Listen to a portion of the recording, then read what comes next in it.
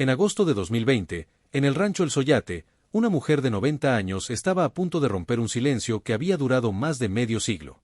Flor Silvestre, la legendaria cantante mexicana, sabía que le quedaba poco tiempo. Y había algo que necesitaba confesar antes de partir. Lo que le dijo a su hija Marcela esa tarde cambiaría para siempre la historia del entretenimiento mexicano. No se trataba de un dulce recuerdo nostálgico. Era una verdad devastadora sobre Javier Solís, el inolvidable rey del bolero ranchero, y sobre un hijo que nació en 1961. Un hijo que creció sin conocer la verdad de su origen. Un hijo que lleva los rasgos inconfundibles de Javier Solís, pero que durante 60 años creyó ser alguien más. Cuando todo comenzó. Retrocedamos a 1959. Flor Silvestre, cuyo nombre real era Guillermina Jiménez Ponce, acababa de casarse con Antonio Aguilar en octubre de ese año. Tenía 39 años y estaba en la cumbre de su carrera. Para el mundo entero, ella y Antonio formaban la pareja perfecta del cine mexicano. El charro y la reina de la canción ranchera. Pero algo faltaba. A pesar de que Antonio era todo lo que una mujer podía desear en esa época, guapo, talentoso, caballeroso, Flor sentía un vacío. Una pasión ausente que ella había experimentado antes y que creía perdida para siempre. En marzo de 1960, durante la filmación de la película Dos gallos de pelea, ese vacío encontró su respuesta. El elenco incluía a Flor y Antonio como protagonistas, pero el papel del villano romántico lo interpretaría un joven cantante que estaba conquistando México con su voz aterciopelada. Su nombre era Javier Solís. Tenía apenas 25 años. El encuentro inevitable. La primera vez que Javier y Flor se vieron en el set, algo indescriptible sucedió entre ellos. Ella tenía 40 años, él 25. 15 años de diferencia que deberían haber sido una barrera infranqueable. Pero cuando sus ojos se encontraron, ambos sintieron una atracción magnética e innegable. Antonio Aguilar observaba desde su posición de esposo reciente. Veía las miradas, las risas, la química entre ellos. Pero Antonio era un hombre orgulloso y confiado. Había conquistado a la mujer más deseada de México. ¿Qué podía temer de un cantante de boleros 15 años menor que su esposa?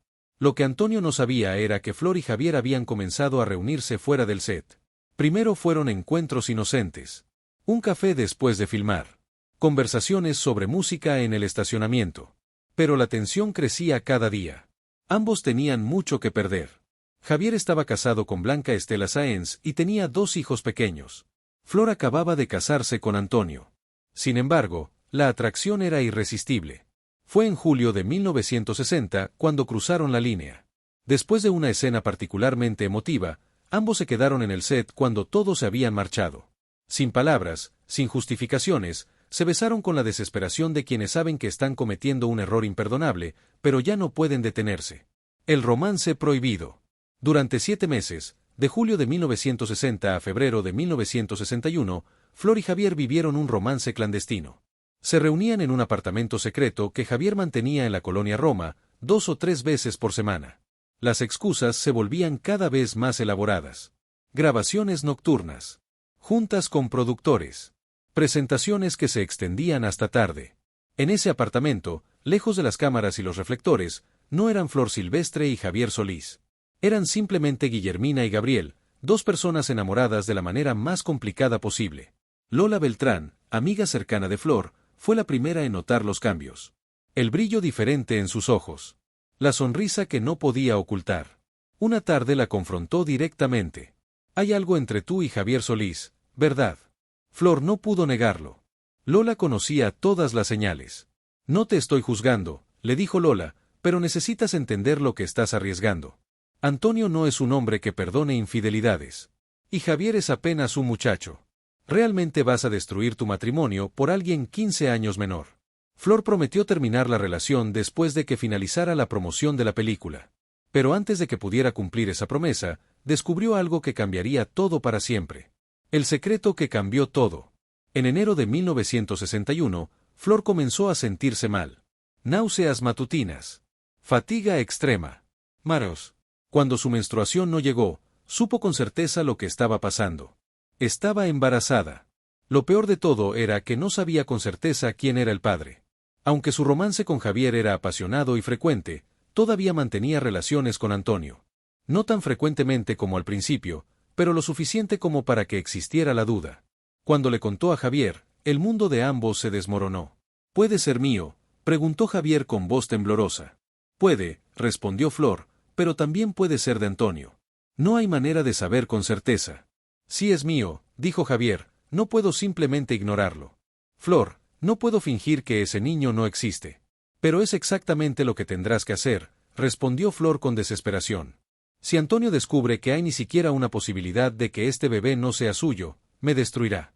Y a ti también. Tu carrera apenas se está despegando. ¿Realmente quieres que se sepa que tuviste un hijo con una mujer casada 15 años mayor? Las palabras dolían, pero eran verdad. El México de 1961 no perdonaba este tipo de escándalos. Flor perdería todo. Su carrera, su reputación, probablemente incluso a sus otros hijos. Y Javier sería marcado como el hombre que destruyó a la familia Aguilar. Tengo que convencer a Antonio de que el bebé es suyo, dijo Flor finalmente. Es la única opción que tenemos. Esa fue la última noche que pasaron juntos. Se abrazaron y lloraron, sabiendo que lo que habían compartido terminaba, no por falta de amor, sino porque las circunstancias lo hacían imposible. El nacimiento de la verdad. El bebé nació el 15 de septiembre de 1961. Fue un parto largo y complicado de casi 18 horas. Flor perdió mucha sangre y los doctores temieron por su vida en varios momentos. Pero cuando finalmente la enfermera colocó al recién nacido en sus brazos, Flor miró a su hijo y supo con certeza absoluta la verdad que había estado negando durante 9 meses. El bebé no se parecía a Antonio Aguilar. Pero tenía algo inconfundible, devastadoramente obvio para cualquiera que conociera bien a Javier Solís. Los ojos. Esos ojos expresivos, ligeramente rasgados, con una profundidad particular. Eran los ojos de Javier Solís. Y había algo más. El bebé tenía un lunar pequeño en el lado derecho del cuello, exactamente en el mismo lugar donde Javier tenía el suyo. Antonio entró a la habitación del hospital momentos después. Tomó al bebé en sus brazos con ternura palpable. Mi hijo, dijo con orgullo. Mi primogénito varón. Flor quería gritar la verdad, pero las palabras se quedaron atrapadas en su garganta. En ese momento tomó la decisión que la atormentaría el resto de su vida. Dejaría que Antonio creyera que el bebé era suyo. Le pondrían por nombre Antonio José, y rezaría porque el parecido con Javier Solís se diluyera con el tiempo. Pero las marcas genéticas no mienten. Y a medida que el bebé crecía, el parecido con Javier se volvía más obvio, no menos. El padre que amó en silencio. Javier Solís sospechaba. Había hecho los cálculos. Conocía las fechas. Y cuando finalmente vio una fotografía de Antonio José en una revista de espectáculos cuando el bebé tenía 6 meses, sintió como si le hubieran golpeado el estómago. Ese niño era suyo. No había duda posible.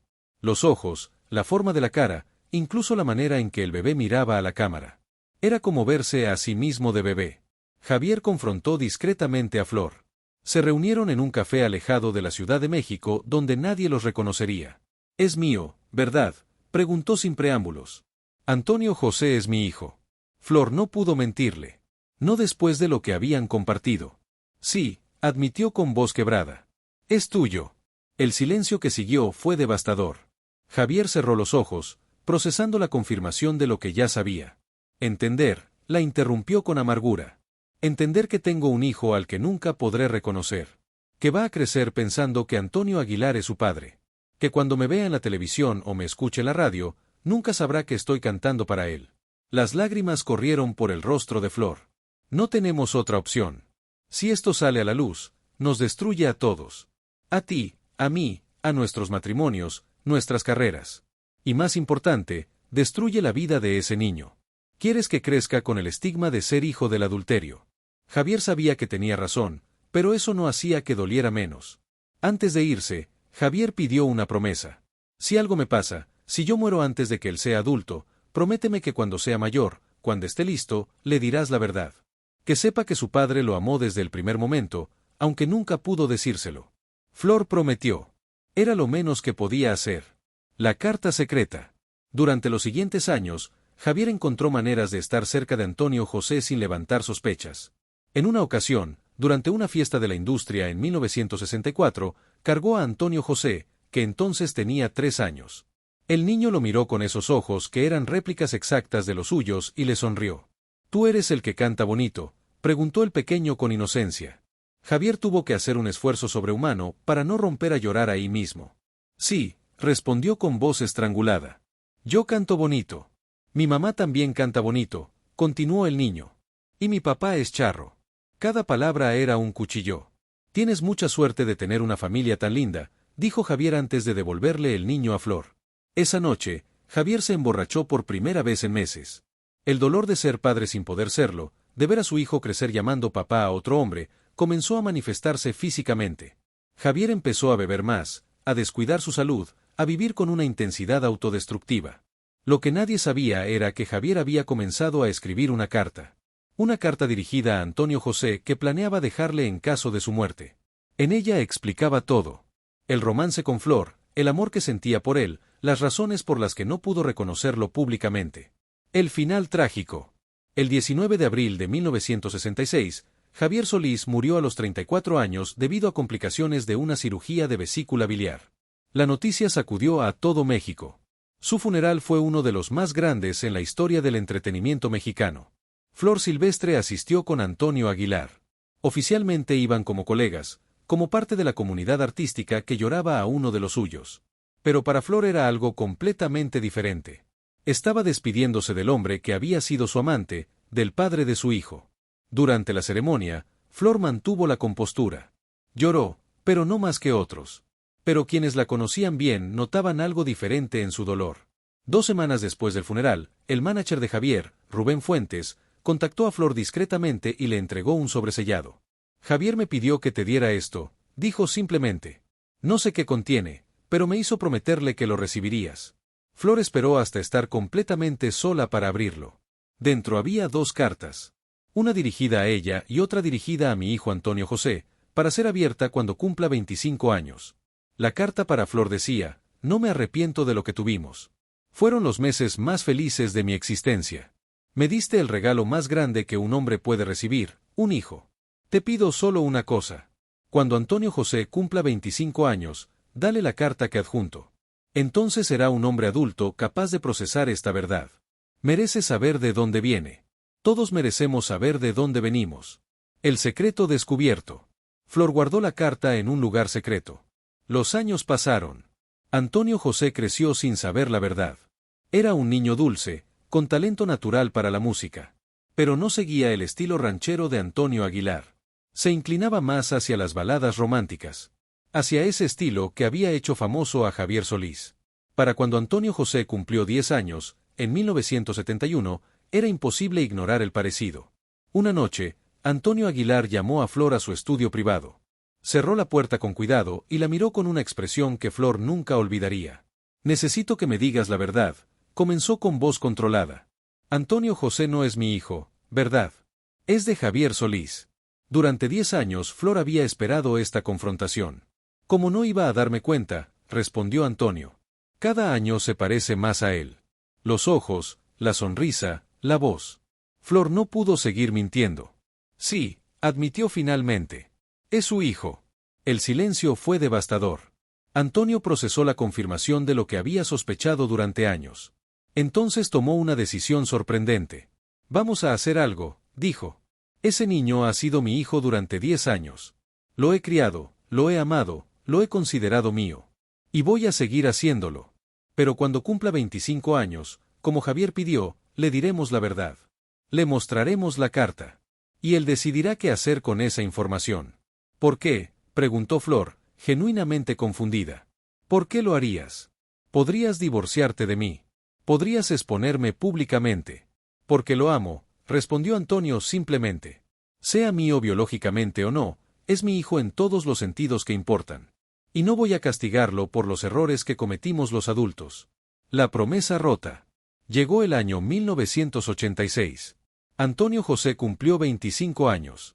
Era el momento que Javier había pedido, el momento en que debía conocer la verdad. Pero Flor no tuvo el valor de cumplir la promesa. No está listo, le dijo a Antonio Aguilar. Darle esa carta ahora destruiría todo lo que hemos construido. Antonio no estuvo de acuerdo, pero tampoco forzó el tema. Algún día tendrá que saber, le advirtió. Y mientras más esperemos, más doloroso será. Pero Flor siguió postergando. 1986 se convirtió en 1990. Luego en 2000. Luego en 2010. Antonio José cumplió 30, 40, 50 años sin saber la verdad sobre su padre biológico. Fue solo en 2020, cuando Flor Silvestre tenía 90 años y sabía que su tiempo se acababa, que finalmente decidió cumplir la promesa que le había hecho a Javier hacía más de 5 décadas. La confesión final. Agosto de 2020. Flor Silvestre yacía en su cama en el rancho El Soyate. Los doctores habían sido claros. Le quedaban semanas, tal vez días. Una tarde, cuando estaba relativamente lúcida, le pidió a su hija Marcela que se quedara a solas con ella. «Cierra la puerta, mi hija», dijo Flor débil pero firme. «Lo que te voy a contar no puede salir de esta habitación hasta que yo te diga. Tu hermano Antonio José», comenzó Flor, «no es hijo de tu padre Antonio. Es hijo de Javier Solís».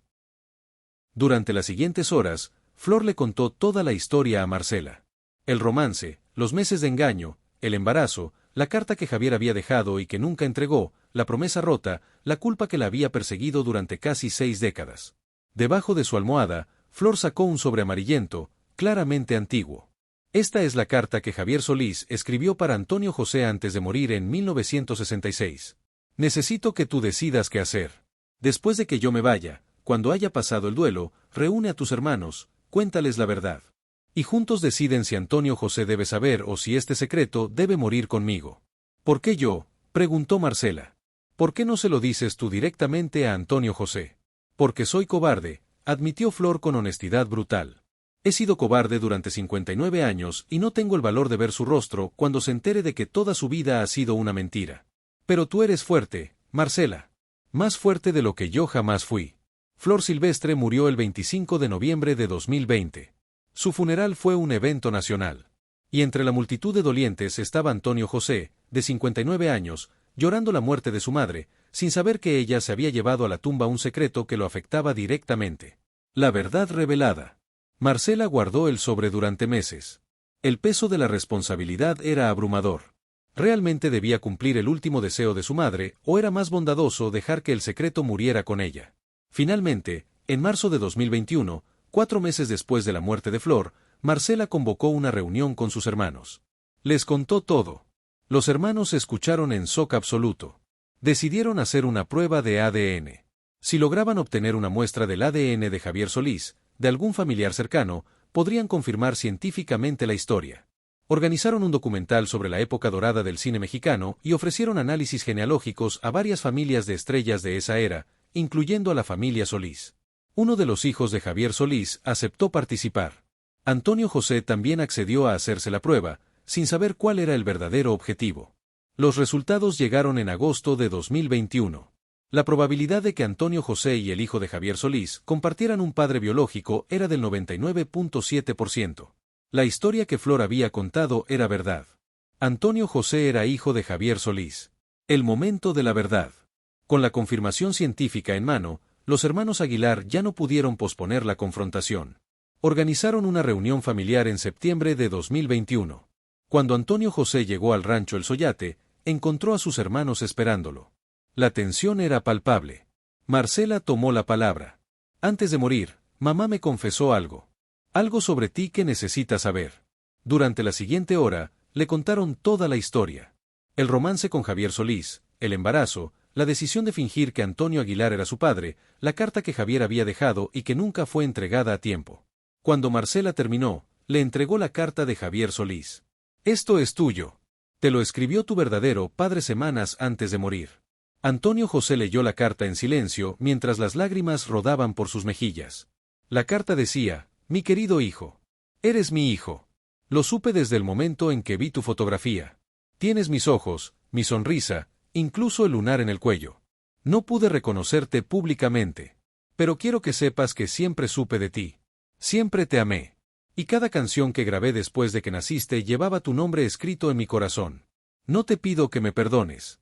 Simplemente tuve que amarte desde la distancia, en silencio, con la esperanza de que algún día sabrías la verdad y entenderías que fuiste amado siempre». Cuando Antonio José terminó de leer, el silencio era absoluto. Finalmente habló con voz estrangulada. «Siempre supe que algo no cuadraba. La manera en que papá Antonio me miraba a veces.